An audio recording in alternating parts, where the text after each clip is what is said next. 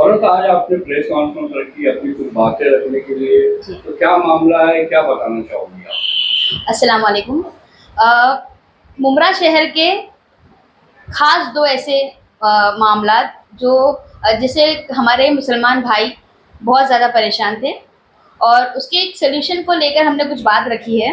मैं आपको बता दूं कि मैं दो टॉपिक पर इस आपसे जो है आपके सामने रखना चाह रही हूँ, जिसमें से पहला ये है कि जैसे कि आप लोगों को अगर याद होगा, पिछले महीने नवंबर में जो कुरान शरीफ गिराने का मामला जो सामने आया था, तो उस मामले को जो है एफआईआर करके जो एफआईआर तो करवा दिया गया था, लेकिन उसके ऊपर कोई अपराधी पकड़ा नहीं गया था। 1.5 महीने में इस केस को जो है वो क्लोज कर दिया गया था।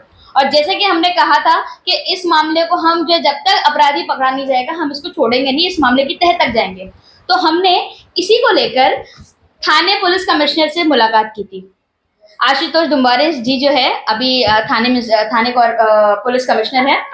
हमने उनसे मुलाकात की इस बारे में। हमने उनको कहा कि सर, कैसे पॉसिबल हो सकता है कि कोई भी केस, एक आम कोई अगर चीज की चोरी भी हो जाती है, गाड़ी चोरी हो जाती है, कुछ हो जाती है, 1-2 साल तक वो केस जो है वो बंद नहीं होता है। हमने देखा है ये चीजें।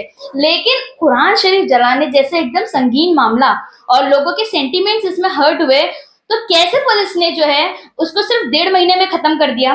तो जब ये सारी बातें हमने सीपी ऑफिस में सीपी सर के सामने रखी, तो वो खुद वो तो काफी अनुभवी इंसान थे। उन्होंने जैसे ही सुना, उन्होंने फौरन मुझे एक लेटर लिख कर दिया और उन्होंने कहा कि इस केस को जो है मैं आगे बढ़ा रहा हूँ और ये केस हम लोग रीओपन कर रहे हैं और रीओपन होगा और इस केस पे री इन्वेस्टिगेशन होगी। वो समझ गए थे कि इस केस को तकरीबन क्योंकि जिस वक्त कुरान शरीफ जला था, वो कुरान शरीफ की राख और वो किस तरीके से जला, इसको फॉरेंसिक लैब में भेजना चाहिए था। ये सब हमने कहा था उनसे, फॉरेंसिक लैब में भेजना चाहिए था, उसकी जानकारी, उसकी डिटेल्स निकलनी चाहिए थी। तो इस तरह की कोई कार्रवाई नहीं हुई और कोई अपराधी पकड़ा नहीं गया। ऐसा करके एक समरी रिपोर्ट जो है वो कोर्ट में दी गई थी और हमने इसको रीओपन अभी करवाई। वजह क्या है कि कोई अपराधी पकड़ा नहीं गया, पुलिस की तरफ से कोई कार्रवाई नहीं हुई, इसकी वजह क्या हो सकती है? देखिए, हमने लास्ट टाइम भी कहा था कि भाई किसी ना किसी तरीके का प्रेशर है पुलिस पर था। अब वो क्या था, हमारा काम था कि भाई ये गलत हुआ है, एफआईआर करवानी है, यानी कुरान शरीफ जला हुआ मिला था, हमारा काम था एफआईआर कराना। कौन है इसके पीछे, किसने बंद करवाया, क्या करवाया, ये पुलिस का मामला है। ये पुलिस कार्रवाई करनी चाहिए थी कि किसने किया। पुलिस ने ये ना करते हुए उन्होंने केस को बंद कर दिया, ये कह के कोई अपराधी नहीं मिला।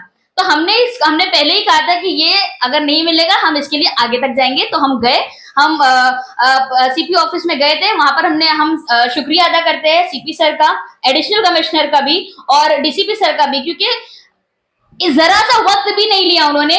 फौरन ऑन द स्पॉट जैसे ही हमने ये निवेदन दिया, हमने उनको ये चीजें बताई, ऑन द स्पॉट हमारे सामने उन्होंने कॉल करके हमको एक लेटर भी दिया, हमको एडिशनल सीपी के पास भेजा। उसके बाद हमने डीसीपी के पास गए, डीसीपी के साथ हम मुमरा पुलिस स्टेशन फिर आए और ये केस को रीओपन करवाया। इसकी फाइल निकाली गई, इसकी री इन्वेस्टिगेशन चालू हो चुकी है। तो मैं सभी हमारे जो पुलिस अधिकारी है उनका शुक्रिया अदा करूंगी इस मामले में, और मुझे यकीन है कि पुलिस अपना काम जो है वो बहुत अच्छे से करेगी और अपराधी जल्द ही पकड़ा जाएगा इसके ऊपर। नेक्स्ट मुद्दा और दूसरा मुद्दा जो सच में मैंने कहा ना, मुसलमानों के दो बहुत अहम मुद्दे जिनके ऊपर हम आज बात कर रहे थे। तो दूसरा ये है कि जैसे कि आप सभी को पता है कि बहुत लोग जो है वो एमएमएलई टीएमसी कब्रिस्तान का दौरा कर रहे हैं। दौरा तो करते हैं, सिर्फ क्या करते हैं कि भाई जाएंगे, पानी भर रहे हैं, नहीं भर रहे हैं, भरनी करवा देंगे, ये करवा देंगे, बस ये। लेकिन जैसे कि आप सभी को इसकी हिस्ट्री पता है कि सब ये जो है वो नाले के करीब बना हुआ है और ये जो पानी भरता है ये नाले का पानी है।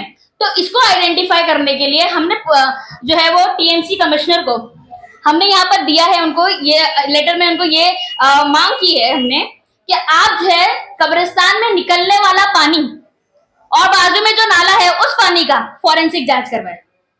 अगर ये फॉरेंसिक जांच हम भी करवा सकते थे, लेकिन हम करवाएंगे तो लोग कहेंगे कि भाई आपने पॉलिटिक्स खेल ली। इसलिए हमने सोचा कि टीएमसी से ये चीज करवाई जाए और टीएमसी को हमने ये मांग की है कि आप जो इसकी फॉरेंसिक जांच करें, क्योंकि हमारे यहाँ पर बरसता हुआ पानी और बहता हुआ पानी साफ होता है, लेकिन जमा हुआ पानी ये जो है वो हम उसको साफ नहीं मानते, उसको नापाक मानते हैं। अगर ये आइडेंटिफाई हो गया कि ये पानी जो कब्र में से आ रहा है, वो पानी जो नाले में से आ रहा है, ये दोनों अगर सेम है, फॉरेंसिक जांच में अगर ये पता चल जाता है, तो टीएमसी ने हमसे कमिश्नर साहब ने हमसे ये कहा है कि हम जो है वो उसकी भरनी ऊपर तक करेंगे। क्योंकि हमने उनको समझाया कि आसपास के जो प्रोजेक्ट्स बन रहे हैं कब्रिस्तान के बाजू में जितने भी प्रोजेक्ट्स बन रहे हैं वो रोड से 6 फीट ऊपर है, उसके बाद जाके वो दुकान और ऊपर से बिल्डिंग बन रही है।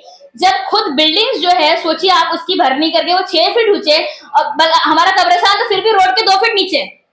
अगर आप 2 फीट भी पानी भरनी करोगे तो वो मेन रोड के लेवल में आता है, पानी फिर भी आएगा। तो हमने सर से कहा कि अगर वो जांच में ये पता चलता है कि ये पानी जो है वो नाले का ही पानी है, तो वो उन्होंने कहा है कि हम जो उसकी 6 फीट तक भरनी आपको करके देंगे, वो यानी रोड से भी ऊपर 6 फीट तक इसकी भरनी होगी। और अगर ये जांच, लेकिन हमने ये कहा है कि भाई जब तक फॉरेंसिक में ये साबित नहीं होता कि ये किसका पानी है, वरना हम लोग इस कब्रिस्तान का बाइकआउट करेंगे, हम इस कब्रिस्तान को बंद करवाने लगाएंगे। क्योंकि हमारे यहाँ पर हमारे दिल को पता है कि हम एक तो पूरा घर जो है वो गम में रहता है, और उसके बाद जाकर जो है कब्रिस्तान में ऐसे पानी में हम उनको डालेंगे तो ये कतई बर्दाश्त नहीं होगा। हमने सोच के रखा है कि भाई इसके बाद अगर ये साबित हो गया कि वो नाले का पानी है तो हम जो है इसका बाइकआउट करेंगे और हम टीएमसी के वो कब्रिस्तान बंद करवाने लगाएंगे। और कोई मुद्दा? हमारी तरफ से ये 2 मुद्दे थे। ये 2 मुद्दे लोगों के सामने रखना बहुत जरूरी था, क्योंकि लोग आएंगे, सर्वे करेंगे और मरने, देखो आखिर की जगह पे पॉलिटिक्स नहीं करनी चाहिए, सब बोल रहे हैं, लेकिन आप काम भी क्या कर रहे हो? थोड़ा एक टेक्निकली अगर आप थोड़ा दिमाग लगाते हैं कि भाई इसके अंदर ये चीज हो सकती है, अगर एक बार हम लोग को मालूम पड़ जाता है तो हम ये कह सकते थे ना कि साफ पानी है, हाँ इसके अंदर डाला जा सकता है, ये बारिश का पानी है। जहांगीर भाई, अभी फारज शेख ने जो गंभीर मुद्दे के ऊपर मतलब अपनी बात रखी है मीडिया के सामने, आप ही यहाँ पे मौजूद है, तो आप कैसे देखते हैं इन दोनों मुद्दों को और क्या कहना चाहोगे इन दोनों मुद्दों को लेके? अस्सलाम वालेकुम रहमतुल्लाहि व बरकातहू। देखिए, ये जो 2 अहम मुद्दे हैं, ये ऐसे मुद्दे हैं जो मुसलमानों के सेंटिमेंट्स को हर्ट करने वाले मसले हैं। हमारे इस्लाम धर्म में कहा जाता है कि कुरान की इबादत और कुरान की तिलावत सिर्फ तिलावत तक महदूद नहीं है। ये जो चीज़ है, कुरान जो होता है, ये अल्लाह के अल्फाज हैं और हमारे नबी सल्लल्लाहु अलैहि वसल्लम पे उतारी गई वही है, जिनको सहाबाओं ने सींचा और सींच करके कुरान शरीफ को जो है मुकम्मल किया गया है ना। जब रसूलुल्लाह सल्लल्लाहु अलैहि वसल्लम पर जब वही उतारा जाया करती थी तो रसूलुल्लाह सल्लल्लाहु अलैहि वसल्लम घबराया जाया करते थे, बुखार की हालत में आ जाया करते थे, वो अल्फाज जो उसमें लिखे हुए। आज मुझे बहुत बहुत फील होता है, बुरा लगता है कि मुसलमानों का हाल देख करके कुरान शरीफ के साथ बेहुरमती की जाती है और उसको जलाया जाता है, फाड़ा जाता है, उसके ऊपर नौज़ बिल्लाह पैर रखे जा रहे। मतलब क्या, कहाँ जा रही है कौम हमारी? क्या राजनीति मत करो, मैं हम लोग भी मुस्लिम लीग वाले राजनीति करने नहीं बैठे हैं इन मुद्दों पे, लेकिन राजनीतिक लोगों पे लोग डिपेंड है। आप लोग खुद मुमरा शहर के लोग आगे क्यों नहीं आते हो रोड पे? कब्रिस्तान के अंदर सिर्फ राजनेता लोग दफन नहीं होते या राजनेता की फैमिली नहीं जाती है। आज मुमरा शहर के अंदर कब्रिस्तान को 2 हिस्सों में डिवाइड किया गया है। एनसीपी पार्टी के जितने वीआईपी लोगों की मौत होती है उनके लिए वीआईपी कब्रिस्तान बना दी गई है। वो कौसा कब्रिस्तान जो है, आम जनता वहां गटर नालों में दफन की जाती है ले जा करके, और इनके नेताओं के अंदर, घरों के अंदर जो मैयतें होती है उनको वीआईपी कब्रिस्तान में दफन की जाती है। कौसा कब्रिस्तान में? उसके ऊपर से जो ट्रस्ट है, ट्रस्ट का अलग ही लेवल का रोल चल रहा है। हाँ, ट्रस्ट को कुछ लेना देना ही नहीं है। ट्रस्ट को यही पता नहीं है कि टीएमसी से पैसा आ रहा है, पब्लिक से फिर भी पैसा वसूल रहे, उस पर भी हमारी पार्टी काम कर रही है अल्हम्दुलिल्लाह। हम लोग ये भी देख रहे हैं कि आने वाले 2 महीने 3 महीने के अंदर इंशाअल्लाह ताला तदफीन करने का जो भी खर्चा आता है लोगों का 3,000 3,500 रुपया वो जीरो हो, और ये करके रहेंगे। मैंने आप लोग के माध्यम से, चैनल के माध्यम से पिछली बार उमरा शहर को साफ लफ्जों में कहा था कि हम लोग वाकई में दीमक की तरह है, जिसके भी पाए को लग गए हम लोग उखाड़ कर फेंक देंगे इंशाअल्लाह ताला। आज जो भी लोग कौसा कब्रिस्तान में दफन हो रहे हैं, क्योंकि इनको देखिए कैसा है ना कि ये राजनीति तो उमरा शहर में कर रहे हैं, भीख मांगते जाके, वोट घर घर जाके भीख मांगते हैं। आज के मैं तो देख रहा हूँ कि लोगों के पीठ के ऊपर भी एलसीडी लगी हुई है चुनाव चिन्ह की। अगर आपने 15 साल में काम किया तो आपको तो प्रचार करने की जरूरत ही नहीं होना चाहिए, आपका तो नाम ही काफी है। तो बड़े बड़े होर्डिंग्स और बोर्ड लग रहे हैं, चलो ठीक है, आपका जाती मामला, आपकी पार्टी के जाती प्रचार का, वो हम उसमें बोल नहीं सकते, लेकिन शहर के जो अहम मुद्दे हैं, घर से एक मैयत को सजा कर तैयार करके, है ना, उसके पीछे कलमा तिल्ला सब करके एक अच्छी तरह से सजा कर ले जा करके उनके आखिरी मरहले पे पहुंचाया जाता है मैयत को, और वहां ले के दफन करके आ जा रहे गटर के नालों के अंदर। मैं आज से 4-5 दिन पहले एक मैयत में गया हुआ था मट्टी में दफन तदफीन के लिए, आप लोग यकीन कीजिए 2 मास्क लगाया हुआ था मैंने, 2 से 3 मास्क लगा करके उस पे इतर रगड़ कर मैं वहां नहीं खड़ा हो पा रहा हूँ। जांच की तो बात ही नहीं आती है यहाँ पे, पहली बात, क्योंकि मैं वहां खड़ा ही नहीं हो पा रहा हूँ। कहते हैं ना कि मरने के बाद जिस्म के अंदर खून के दौरान बंद हो जाते हैं ना, दिमाग काम करना बंद हो जाता है। लेकिन सोचिए जब वो गटर के नाले के पानी के अंदर जो जराशीम होंगे वो जिस्म के किन किन हिस्सों से जिस्म के अंदर जाते होंगे, जरा सोच कर तो देखो मुमरा शहर वालों। ये मैं थाने महानगर पालिका से सवाल है मेरा कि मुमरा शहर वालों के साथ दोगलापना क्यों? ये तकलीफें दूसरे शहरों में क्यों नहीं है? दीवा में क्यों नहीं है? कलवा में क्यों नहीं है? हर चीज की तकलीफ ला दी जा रही है मुमरा शहर के ऊपर, क्यों? ऐसा क्या गुनाह किया हम लोगों ने कि हर चीज पे हमको खाली मतलब सिर्फ सताया जा रहा है, परेशान किया जा रहा है? तो अभी आप लोग काम करेंगे या फिर सिर्फ प्रेस कॉन्फ्रेंस ही करेंगे? अमल बोझोनी कब करेंगे? क्यों नहीं होता है इंसाफ, क्यों नहीं मिलता है मुमरा को रिजल्ट? नहीं देखो कैसा है जहांगीर भाई, मैं आपकी बात से सहमत हूं, ठीक है। फरवरी 2021 उसका मेरे पास वीडियोस भी है, फोटोज भी है। पीडब्ल्यूडी ऑफिसर, क्या नाम था जिसका ट्रांसफर किया था हम लोगों ने?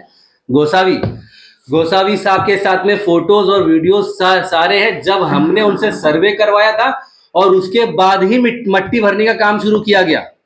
देखिए हम लोगों ने अपने लेवल पे काम किया है। आज हम लोग पावर में नहीं होते हुए हम अल्लाह का शुक्रगुजार है कि अल्लाह ने हमारी इज्जत रखी, मेरे रब ने, मेरे मालिक ने, लोगों के बीच में अल्लाह ने काम लिया और इंशाअल्लाह ताला अल्लाह हमसे काम लेगा। हमने कब्रिस्तान के मुद्दों पे काम किया है, चाहे वो किसी भी तरह का ट्रस्ट का मसला हो, तदफीन का मसला हो, पानी का मसला हो, मट्टी का मसला हो, हमने काम किया और हमारा प्रोसेस चालू है, हम कर रहे हैं। जहां पत्र व्यवहार पेपर वर्क करना है वो भी कर रहे हैं, जहां पर आंदोलन करना है हॉस्पिटल पे हमने वो भी किया है, टोरेंट पे हम मुमरा शहर में हर मसलों पे काम कर रहे हैं अल्हम्दुलिल्लाह, जो हम पेपर वर्क के साथ मुमरा शहर वालों को दिखा के कर रहे हैं। तो ऐसा नहीं कि हम खाली प्रेस कॉन्फ्रेंस करते हैं। प्रेस कॉन्फ्रेंस करते हैं उस वक्त करते हैं जब हमारे पास कोई सही सटीक मुद्दा होता है बात करने के लिए, ना कि खाली पब्लिसिटी के लिए कि जहांगीर भाई आप आ जाइए, मोइन भाई आप आ जाइए, रफीक कामदार साहब आप आ जाइए। ये सब हम लोग ये तुच्छगिरी करने वाले लोग नहीं है मुस्लिम लीग वाले। क्या कहना है मुमरा की बेटी?